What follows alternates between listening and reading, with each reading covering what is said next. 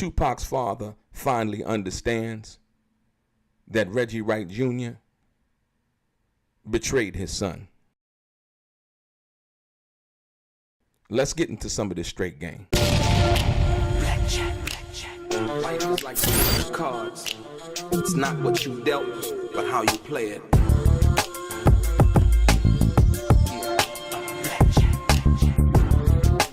To play each situation correctly. I remember they used to laugh at a brother. Welcome back, guys. Welcome back. It's your boy Delray Richardson, platinum artist, platinum songwriter, Straight Game TV. Thank you for tuning in. I appreciate your time. Do me a favor, hit the thumbs up button. Also, subscribe to the channel if you have not already. And like I always say, if you want to be one of the first people notified when I drop some of this straight game, please do me a favor and click on what appears to be that little bell notification right below this video. I'm going to get right into it. Ladies and gentlemen,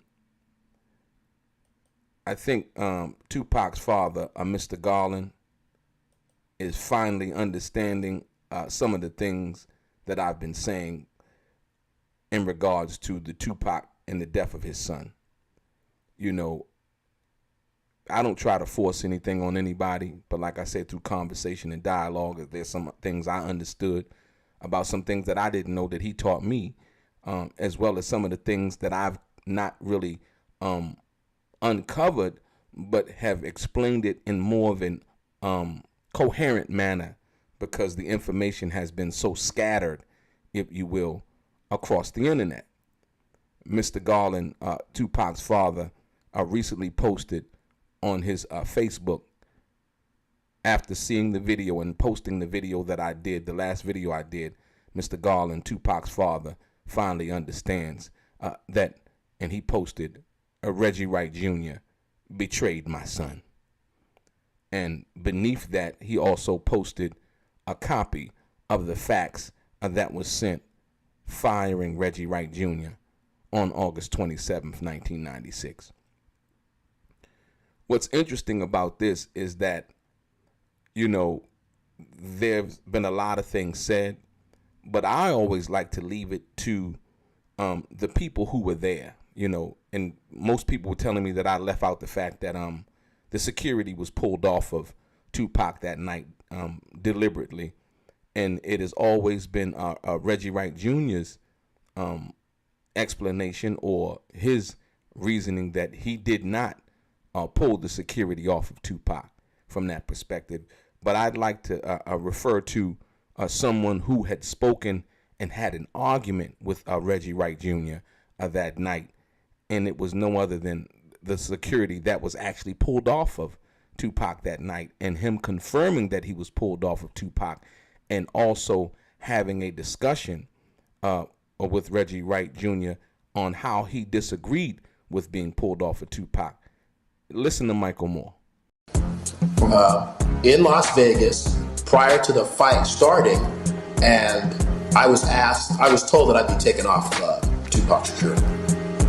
You put Tupac at risk when you remove one bodyguard and say, hey, Frank, you handle him. So for most of the day, all this went on, and Tupac did not have a clue that's what we were doing. I was a little upset that I was taken off of him, and I got into a little argument with Reggie Wright at lunch over it. He said, Mike, I'm putting Frank back on him, and I'm taking you back off. And I said, Reggie, that part doesn't make sense. Why not leave me and Frank on Tupac? And he said, Michael Moore, do what you're told. I'm going to put you at Club 662, and you're going to handle the security along with Al Giddens at the club. Beyond any shadow of a doubt, that Reggie Wright pulled security off of Tupac. And what a lot of people have been overlooking also is the fact that the reason why, once again, he pulled the security off of Tupac, or Michael Moore mainly, Michael Moore had a gun. And, you know, if you listen to what Michael Moore just said, he disagreed and thought it was, you know, not a good idea. But for some reason, Reggie Wright Jr. insisted and left only Frank. I want you to look at this picture right here. This picture this picture right here. This picture right here, when you look at the picture, you see Frank looking back, basically, trying to keep an eye on what's going on with Tupac. And basically, Frank's head is on a swivel and doing his job. If you listen to Reggie Wright Jr.'s narrative around Frank, it was as if Frank failed Tupac. Also, Reggie Wright Jr. had said that Frank failed to contact him, but what Reggie Wright Jr. failed to admit is that he had gave a Kevin Hackey Frank's radio, if you will. And in doing so, Frank wasn't able to actually contact Reggie, but that is beside the point because, like I said once again, Reggie Wright Jr. was supposed to know what was going on with his whole entire business, but it seems that Reggie Wright Jr. was more concerned about.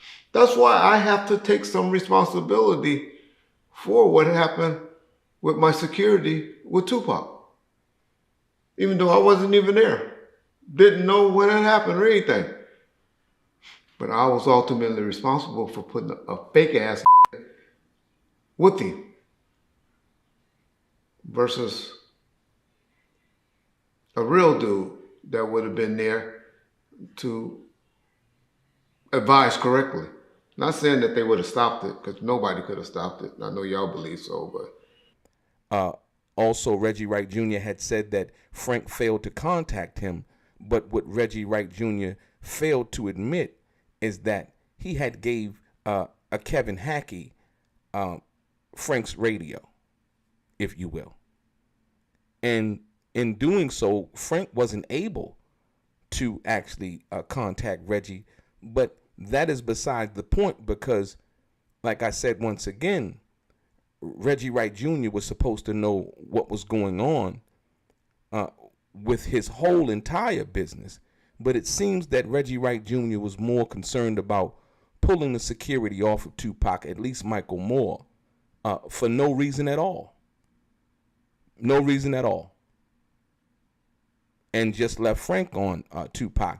The reason that was because the information had got back to Reggie and Reggie knew that Tupac was leaving Death Row. As much as that's why Reggie Wright Jr. tries to defend the fact that, oh no, Pac wasn't leaving Death Row. He wasn't leaving Death Row. Because once again, if that truth is known as we know now from various people, right? Frank Alexander mainly, after Tupac sent the letter. Remember, there would be no reason to lie about when the letter was received. Based on the fact that there was also an audit that Tupac wanted in and around the same time that the letter was received. Tupac wanted an audit, basically finding out the money that he was actually owed from record sales, what he had recouped versus what he owed, and he wanted all of those things, right? So when you understand the Vegas situation and pulling Michael Moore off of Tupac, like Michael Moore said, and which he disagreed with, you understand why Frank was left on him. Reggie felt some kind of way about Frank, and Tupac's relationship with Frank and him liking Frank and trusting Frank from that perspective. So in your opinion, Frank Alexander was acting more like a groupie than he was a bodyguard for Tupac? That's what it appears now. What it appears now. Is it true that Tupac asked for Frank Alexander after, the way he handled the New York shooting with the dog pound? It's rumored that Tupac actually said, I want this guy to bodyguard me, after the way, Frank reacted quickly and, promptly during the New York shooting. Is that true? It was rumblings, and word got back that he did a good job out there. But those Frank's words, I never heard those words before. But that's his words. And that being what it is, we know now that it got back to Reggie that, Tupac had fired him. He was disgruntled. And he was, like I said, Frank was going to be on Tupac no matter what, based on the fact that, Tupac told Frank that Frank was going to leave with him when he left Death Row. And Reggie knew that. And so what Reggie was trying to do is, trying to make it look like, he was still, Frank was still on him. According to Reggie, Reggie said, allegedly, Frank was on him in Vegas. If you listen very closely, allegedly Frank was on him in Vegas, right? When in fact, we see right here, Frank, in this picture, Frank's head is on a swivel, if you will, doing his job trying to protect Tupac. Unfortunately, he couldn't do it alone, and what happened that night. But the most interesting part about this is the fact that Tupac's father, Billy Garland, basically understands now from the last video that I did and putting it together, not with my words, but the words of Reggie Wright Jr. and all of the contradictions that Reggie Wright Jr. has made throughout the years in regards to this Tupac situation in Las Vegas. And Reggie Wright Jr. doing a lot of talking about something that he was not there to witness and which he should have been there to witness. And like I said, once again, and Suge Knight asking him, to send 5 more security guards, and Reggie sent nobody. And that's the reason why. If you can understand what Michael Moore just said, so, Michael Moore, do your job, do what I asked you to do, right? So that just goes to show you how adamant Reggie Wright Jr. was about not having Tupac adequately secured. He didn't care. Even to the disliking of Michael Moore himself. Like, no, why would you do that? Michael Moore said, it's better if we have 2 people on Tupac. And Reggie told Michael Moore, according to Michael Moore, do what you're told from that perspective. So as you can see clearly, Reggie Wright Jr. sabotaged Tupac's security. He betrayed Tupac. He betrayed Suge Knight.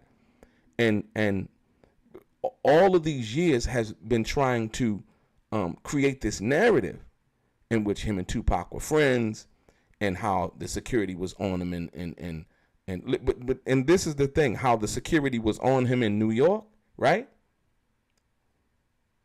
And how Frank was on him in Vegas. I want you to, and see, with that being said, I'm going to contrast those 2 situations, right?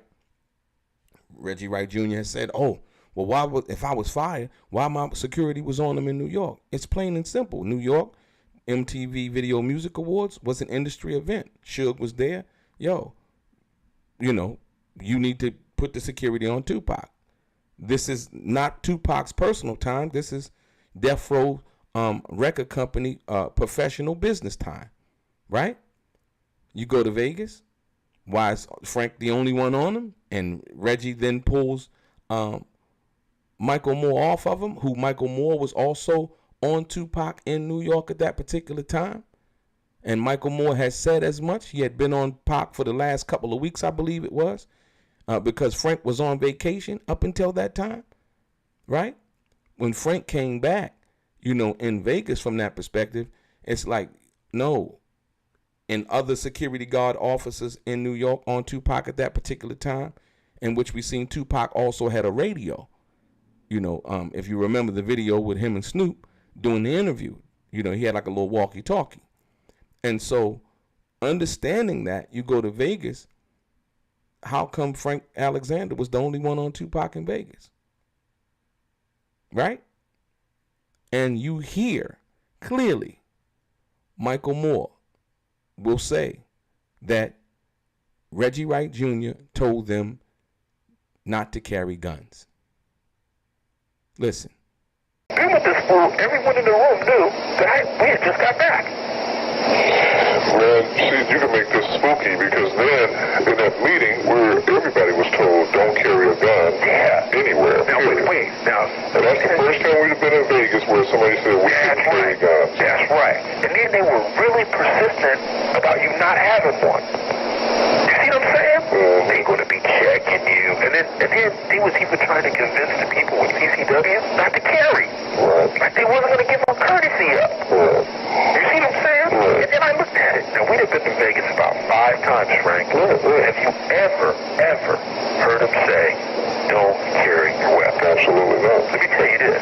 What does Reggie always say? Oh, yeah. He always says, make sure you have your shit. Now, after that shit was over, we had all been carrying anyway. So why didn't he say, yo, after he left, why did he say, yo, y'all niggas keep y'all shit on you? You see what I'm saying? You understand what I'm saying? So I don't know why all of these years Reggie Wright Jr. has been denying this. This is not coming from people, hearsay. This is coming from somebody who was actually getting paid to do their job. And they're saying that, yes, it did happen. Now, whether it happened for some kind of nefarious reason, I don't know. But if it didn't happen for a nefarious reason, then why would Reggie Wright Jr. be denying it so much? We now know what that is. We now know that it was because Tupac had fired Reggie as Reggie and his company as his personal security, and he was mad. And he was like I told y'all and showed y'all in the video, where he basically said, well, if he knowed about the letter, I would have been like, fuck that nigga. Well, he did know about the letter, but he lied about it and tried to say that it was a letter, some letter that was sent in around June, which we know now is a lie also. So he's been lying all of this time. So much so, once again, point out the other lie. The other lie is, the Nextel radios. But like I said, more importantly, as you've seen in the other video, Tupac's father, William Garland, has now come to the understanding with a very detailed and a detailed layout of the situation involving it, because it was some things that he didn't know.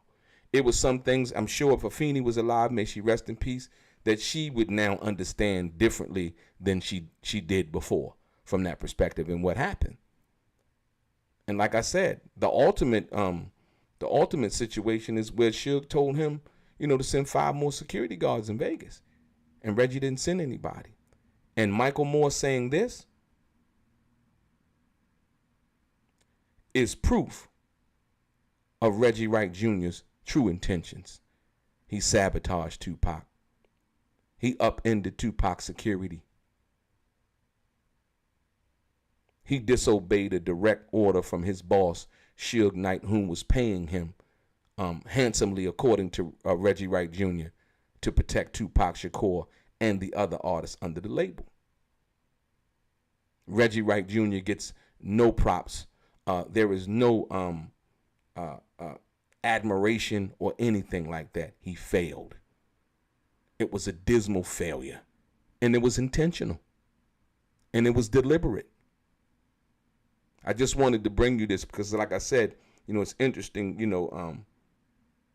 Tupac's father coming out and actually, finally admitting that Reggie Wright Jr. betrayed my son. Your boy Delray, straight gang.